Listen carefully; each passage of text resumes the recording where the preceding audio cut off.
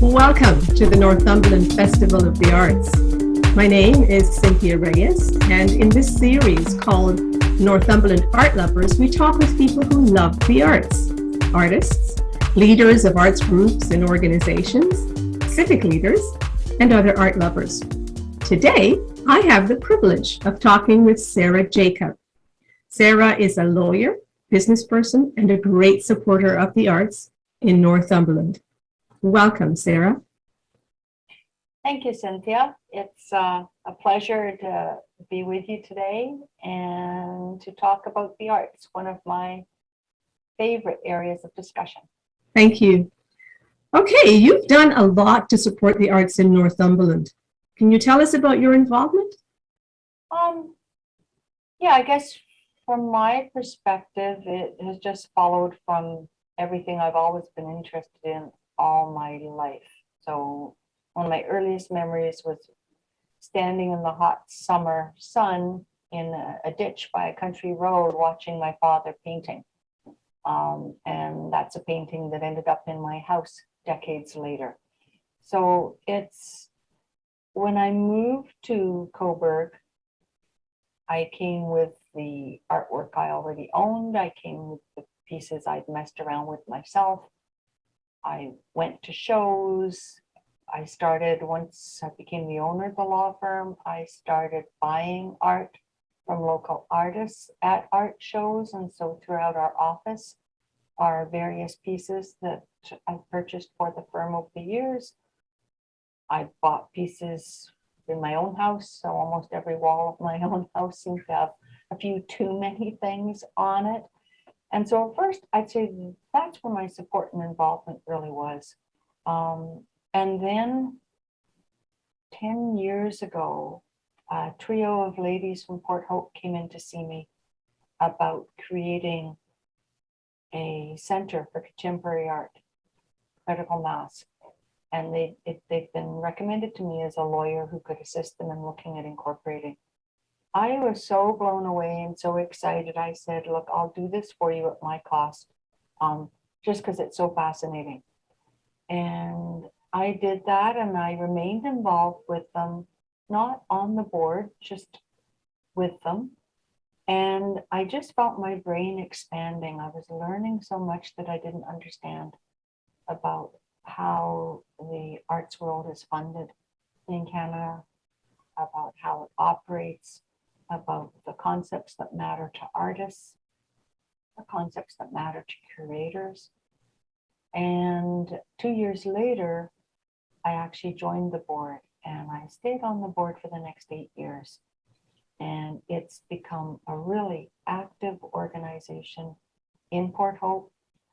It created so many interesting shows. Slide Street, we purchased the rights to use that from the gentleman who created it in the UK. All sorts of fascinating projects that have taken place around Port Hope, especially in the last 5 years. Just so many interesting aspects of contemporary art, bringing contemporary art to the public and showcasing both local and national and international artists. It was really exciting to be involved with that. And financially, I've always been interested in sponsoring where we could. So we assisted in some small ways in sponsorships for Critical Mass, and then for some of the poetry festivals.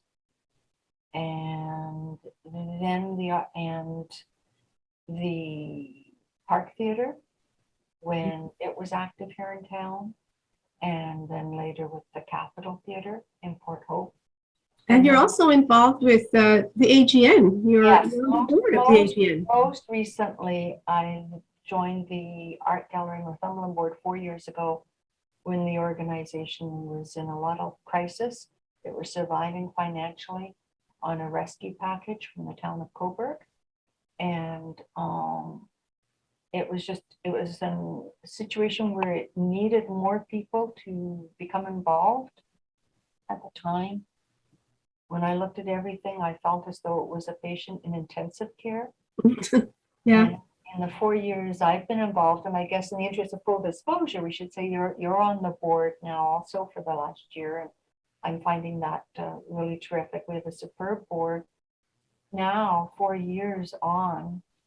I think the organization's in such good strength. The year before I joined, so 5 years ago, they persuaded Olinda Casimiro to come from the gallery in Oshawa, where she'd been working, and take on as the executive director. And the gallery has just flourished and improved. She's worked on improving its financial bottom line, put it in a much more solid position, developed so many programs. It was fascinating when the pandemic hit. There was so much happening in terms of school learning and classes in the gallery, and so many shows and so much outreach. And the programs that Olinda and the staff created that continued that engagement in other ways that were pandemic safe has just been so impressive. It's been very exciting. And so the law firm has again in small ways sponsored in the spotlight programs and in other programs. It's a way that we can assist when we're not directly artists ourselves. And you're also the law firm has also been of great help to the Northumberland Festival of the Arts. Yeah, we did a similar thing when we were approached to assist with the incorporation. And I said what I would like to do would be to have the law firm donate the funds that would be required to cover those costs, so that it could still be recorded for the organization that it had incurred the cost. Because for an organization, it's terrific to have all sorts of things done, but if you can't show the dollar value, future potential sponsors might not really be aware of in effect, the financial commitment that earlier sponsors might have made. Right. And I feel it's helpful to an organization to be able to show that, we've had all these various things done and these various sponsors.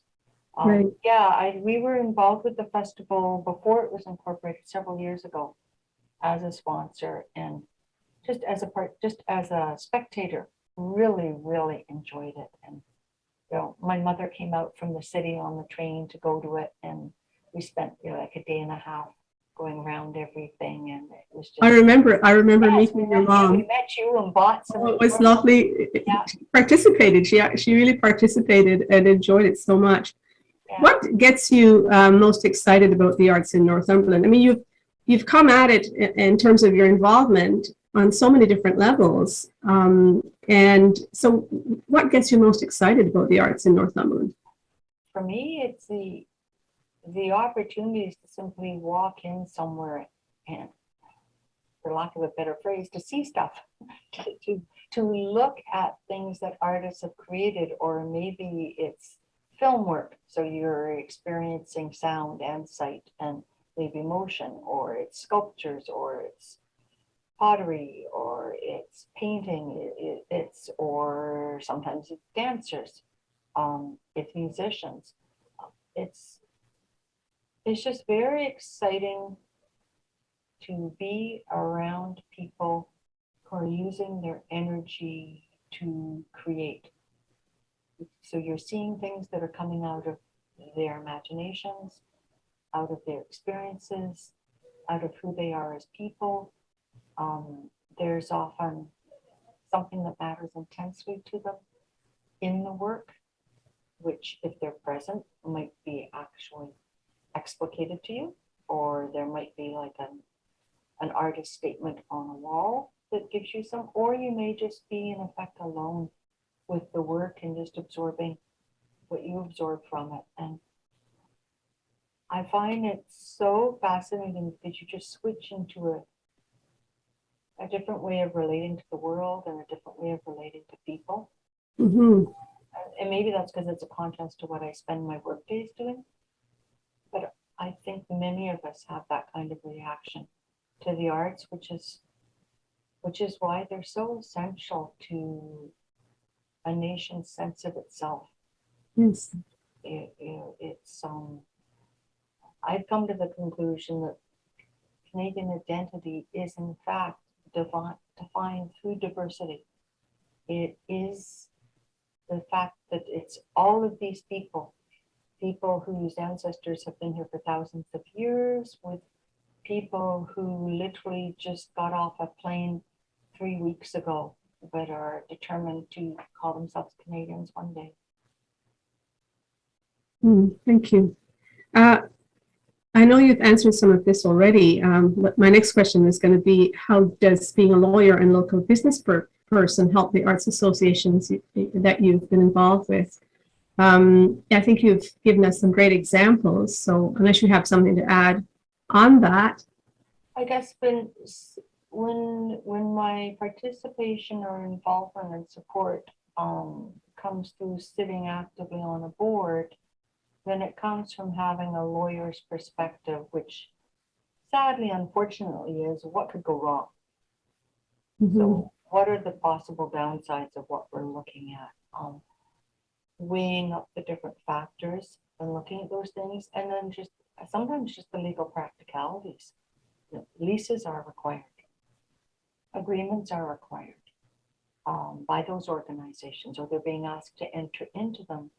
And that's where having a practicing lawyer on the board can be a useful resource around the board table, because you get those perspectives. I can think years and years and years ago, because I've been involved on not-for-profit boards since I was 18, but years ago, saying to my fellow directors, there's potentially personal liability in something we were looking at.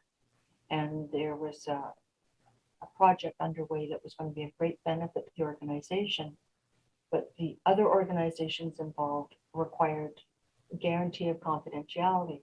And I remember saying, the safest thing we can do is to actually each of us sign a written commitment, because it can be a challenge to remember which things you can't talk about outside of the room, and which things you can, because you're working for the public good, on a not-for-profit. Why shouldn't it be fully transparent?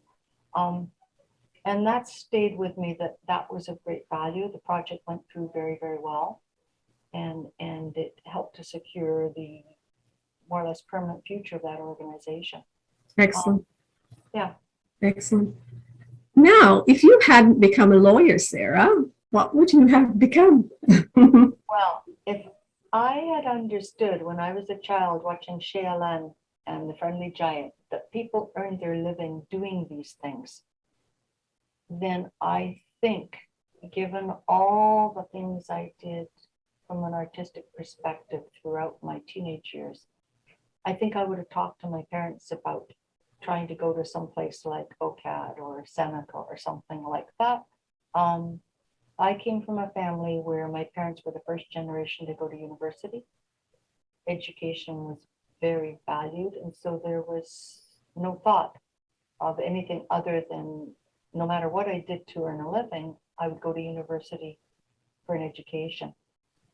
So I went to commercial college and became a secretary and put myself through university and law school that way.